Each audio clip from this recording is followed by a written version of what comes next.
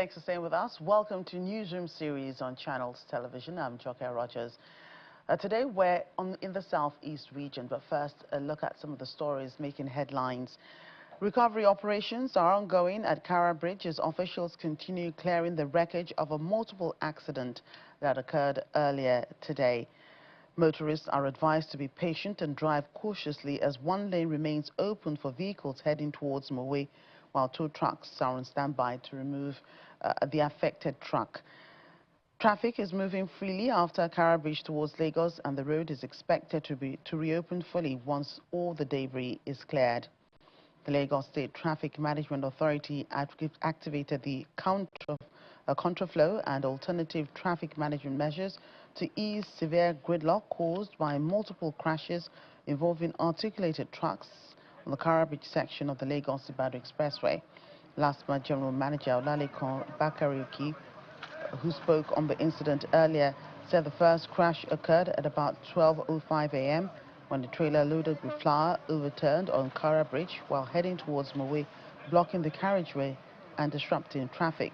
The second occurred while rescue operations were ongoing.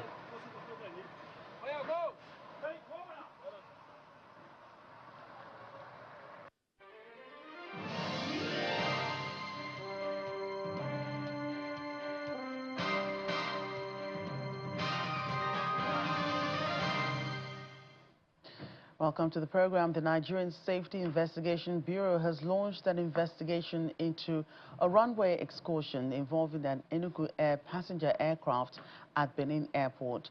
The Embraer E-170, operating a scheduled flight from Lagos to Benin with 63 passengers and 5 crew members on board, overran the end of the runway while landing on Thursday afternoon. Fortunately, everyone on board was safely accounted for and no injuries were reported. The NSIB says investigators arrived at the scene within minutes and have begun a comprehensive probe to determine the cause of the incident, with a preliminary report expected within 30 days. The full report is expected to be published when investigations are concluded. In Enugu State, the government has called on stakeholders at the National Council on Industry, Trade and Investment to leverage the council to forge partnerships and adopt practical policies that will enhance competitiveness, attract investment and create jobs across the country. The Deputy Governor of Enugu State, Ifeanyi Osai, made the call while declaring open the technical session of the 17th National Council on Industry, Trade and Investment, where policymakers, industry leaders and investors gathered to deliberate on strategies to strengthen Nigeria's industrial and investment landscape. Enugu State is hosting the 17th National Council of Industry, Trade and Investment, with the International Conference Center filled to capacity as stakeholders from across the country converge for the event. The President on Industrial Policymakers, industry leaders, investors and development partners are here to deliberate on strategies aimed at enhancing competitiveness, attracting investment and driving inclusive economic growth through sustainable industrial development. The president of the Nigerian Association of Chambers of Commerce and Industry, Mines and Agriculture, Mr. Jani Ibrahim, harps on the need to implement policies and recommendations from previous conferences. We urge this council, therefore, to give particular attention this year with the faithful implementation of past resolutions. Nigeria's private sector has, over successive editions of this council, offered constructive recommendations in very good faith. The true measure of this gathering success will be the diligence with which the outcomes are carried forward into policy and practice. Distinguished ladies and gentlemen, the Minister of State for Industry, Trade and Investment advises stakeholders to ensure that industries across the country are globally competitive. Let this council therefore reaffirm our collective resolve to build industries that are globally competitive, to strengthen domestic manufacturing capacity, to deepen regional value chains, to embrace technology and innovation, and to position Nigerian enterprises to compete confidently in regional international markets. History will not judge us by the quality of our deliberations here, by the excellence of the speeches we make here. The history will judge us rather by the industries that we build, by the jobs that we create, by the investments that we attract, and the prosperity that we leave behind for future generations. The Deputy Governor of Enugu State, Ifeanyi Osai, calls on the Council to forge partnerships and adopt practical policies that will enhance competitiveness, attract investment, and create jobs. We must look at ways to encourage businesses to thrive. As governments, we can't employ everybody. The failure of businesses to play their role in our economy will make it much more difficult for us to take our position in Africa's emerging economy and market before we even talk of global platform. As the event concludes, the focus now shifts to implementing the Council's recommendations to strengthen industry, attract investment, and accelerate economic growth. To healthcare now, we're in Abia State, where the government is intensifying efforts to build a resilient, technology-driven and people-centered healthcare system. This commitment was reaffirmed at the 2026 Joint Annual Review Workshop, where stakeholders assessed the state's health sector performance and charted a path for improved service delivery. Government officials, development partners, healthcare professionals and other stakeholders are meeting in Umuahia for the 2026 Joint Annual Review of the Abia State Health Sector. The workshop provides an opportunity to assess performance, review achievement, identify challenges and develop strategies for improving healthcare delivery across the state. Since the inception of this administration, the health sector has undergone remarkable transformation, driven by a clear and intentional vision to replace the decrepit and dysfunctional health system or sector that turned Abia hospitals hitherto to public mortuaries and Abia health workers to abandoned soldiers. With a salient, efficient, people-centered and technology-enabled efficiency-driven healthcare system capable of meeting the healthcare needs of our growing and exposed population. In addition to this, strategic investments in primary health care, emergency medical services, digital health and health financing are strengthening the state's healthcare system. I know that His Excellency has already set a standard to build, equip, functionalize, and employ new workers. They are the ones that will now actualize the vision of His Excellency of giving us quality healthcare that is accessible and affordable. Development partners and healthcare sector leaders commend the state government for ongoing reforms, particularly investment in primary healthcare infrastructure, recruitment of health workers, and improved health governance. As a proud health partner, we definitely and wholeheartedly can say we celebrate the remarkable strides that have been made in transforming Abia State's health landscape, and we reaffirm our continued collaboration and commitment to supporting the vision that is available for all to see, even the blind can see, of an accessible and innovative and resilient healthcare system for all Abians. So apart from reviewing and evaluating all these health indices, to also provide a platform for us to identify implementation bottlenecks in the system, to consolidate on agreed action points, and then take up the best decisions to improve service delivery in the state and in the country as a whole. Participants expressed optimism that the resolutions reached at the workshop will consolidate ongoing reforms and accelerate Abia's drive towards a more efficient, accessible, and sustainable healthcare system. From healthcare to education in Abia State, Governor Oti has reaffirmed his administration's commitment to making education a key driver of sustainable development and economic growth. Speaking at the inauguration of the Umamuku Smart School in Isialangwa North local government area. Governor Uti urged pupils to take advantage of the state's free education policy and smart learning facilities to prepare the future opportunities. We are the team to build the Abia of our collective dreams. This great state that the Umamuku Smart School project demonstrates is better today on the strength of your faith and resilience. Permit me, distinguished ladies and gentlemen, to take a moment to speak to the pupils currently enrolled in this school and the ones to join in the weeks and months ahead. This project is the highest expression of our faith in the limitless potential that each of you carry. Beyond the generous outlay in the procurement and installation of the state-of-the-art facility, efforts have been made to find and train the best teacher to drive the learning process in this school. So you can clearly have no excuse not to do well in your academics.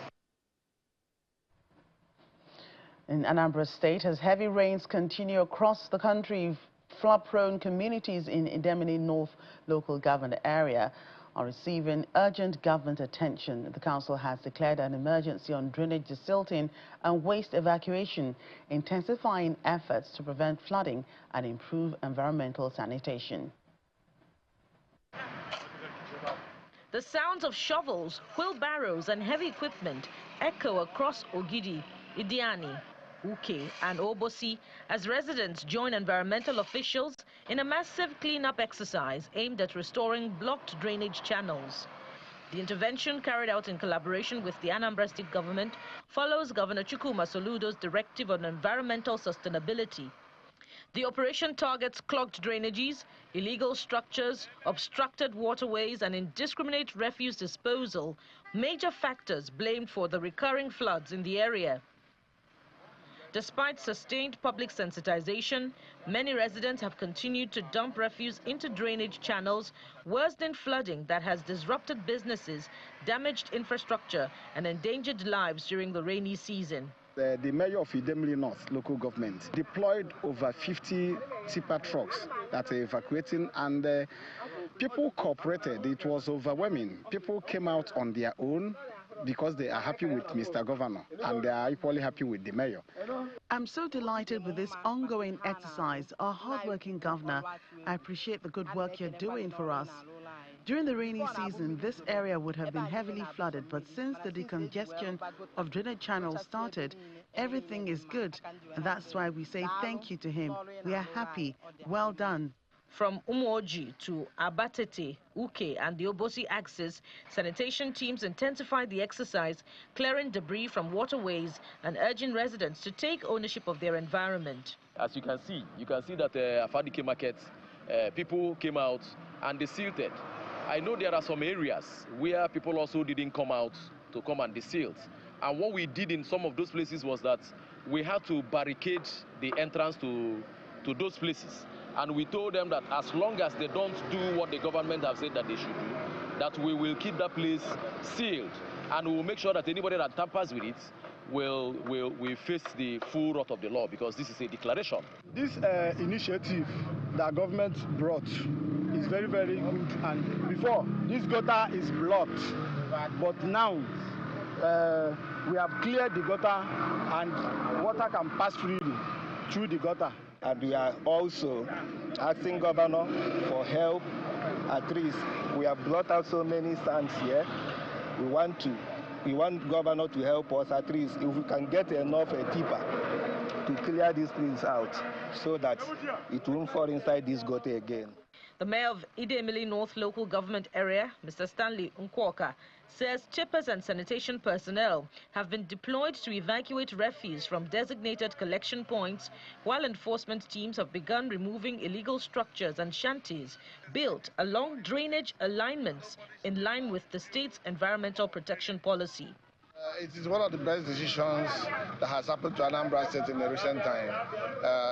If you look at Anambra State, you notice that you have some one or two issues of flooding in recent times, and the governor declaring the state of emergency is a plus to us. Our people came out in mass, visited their drains. As you can see, we've been going around trying to, clear up the silt that was brought out from the drains. So after that, I believe we'll have a free flow of floods within the state, and definitely not in particular. The mayor also warns that individuals and organizations caught dumping refuse into drainage channels or violating environmental sanitation laws will face sanctions, stressing that protecting communities from flooding requires sustained government action and responsible public behavior. Turn our attention to politics. We're staying in Anambra State, though.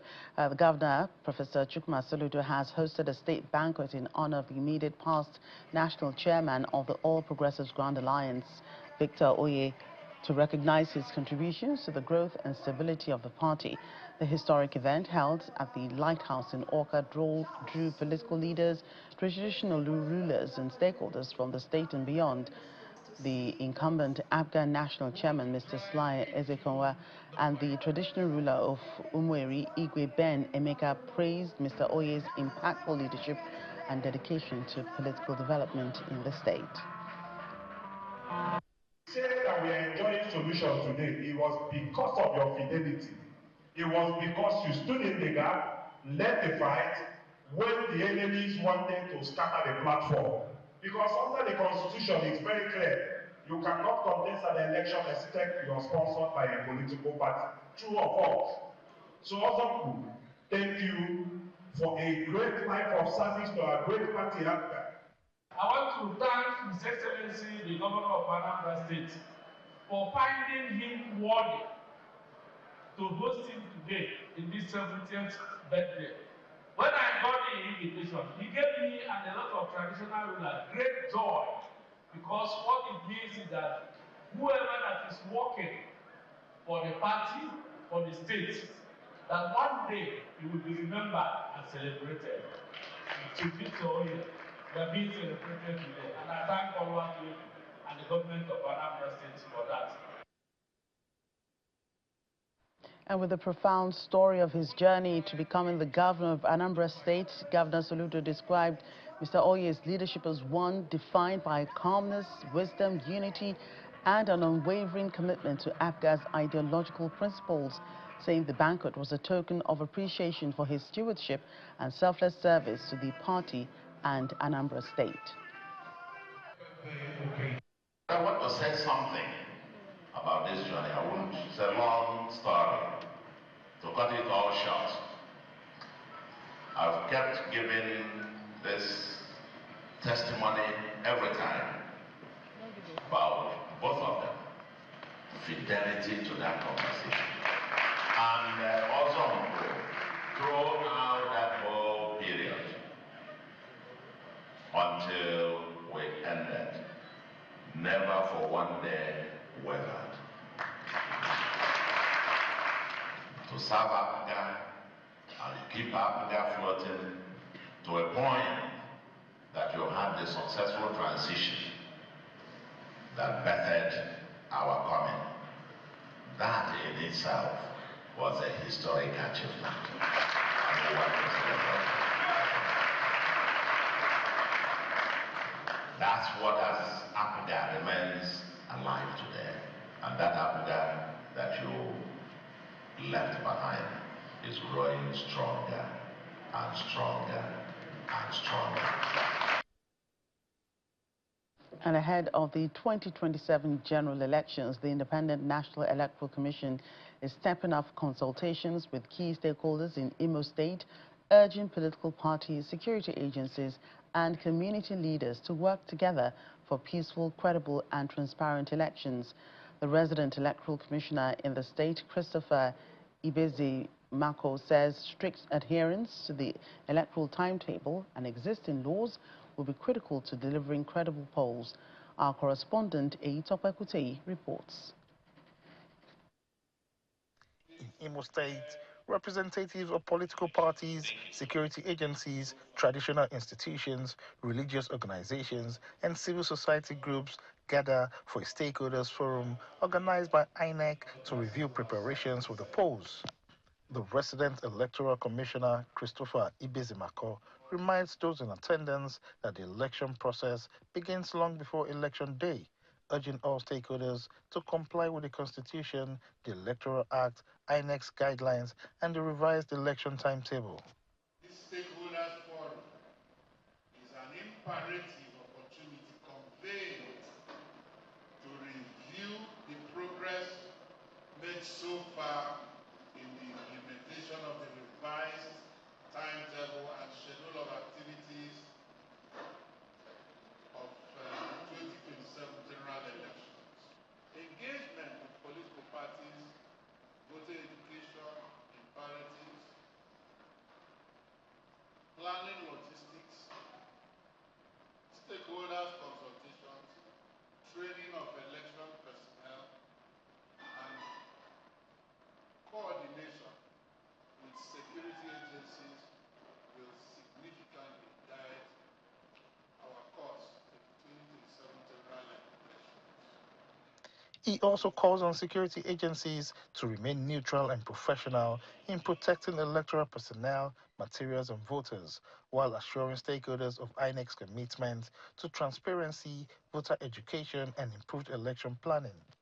I enjoin you to support the mission of the Commission to serve as an independent and effective election management body committed to the conduct of free, fair, and credible elections for sustainable democracy in Nigeria. Participants commend the ongoing voter registration and PVC collection exercise, but urge the Commission to deepen voter education, especially in rural communities. As we are going into 2027 election, please let there be free ground of play. Let us not look at these people are in government and these people are not in government. Let us not look at it from that perspective. Let the wish of the people be uphold. Let the wish of the electorate be uphold. They also call on political actors to shun violence and embrace issue-based campaigns. I want to assure you that we have taken what you said, we will leave this place, and we will go out there and remain law-abiding. We will do everything we can to ensure that this election in Imo State, there will be no issues at all. As political parties continue preparations for the 2027 general elections, INEC reiterates that sustained collaboration among all stakeholders will be crucial to ensuring peaceful, credible, and widely accepted elections in 2027. Iyitokpakute, Channels Television News. And finally, with just days left before the deadline for the continuous voter registration, the Independent National Electoral Commission in Ebonyi State this time has intensified its public awareness campaign across Abakaliki, urging eligible residents to register before the deadline. The INEC voter education team, led by the head of voter education and policy and publicity, Mr. Victor Ndubisioko, took the sensitization campaign to major commercial and transit hubs, including the Abakaliki rice mill and the international park areas of the state. The Commission reminds residents that physical registration is ongoing at all 13 INEC local government area offices and the state office daily between 9 a.m. and 3 p.m., including weekends. Eligible citizens with a national identification number can also complete the registration process online through the INEC Continuous Voter Registration Portal. INEC is encouraging all eligible residents yet to register to take advantage of the remaining days before the exercise closes on Sunday, July 26, 2026, stressing that the voter's card remains a key instrument for civic participation ahead of the 2027 general elections. And that's Newsroom Series. Thank you for watching. I'm Joker Rogers.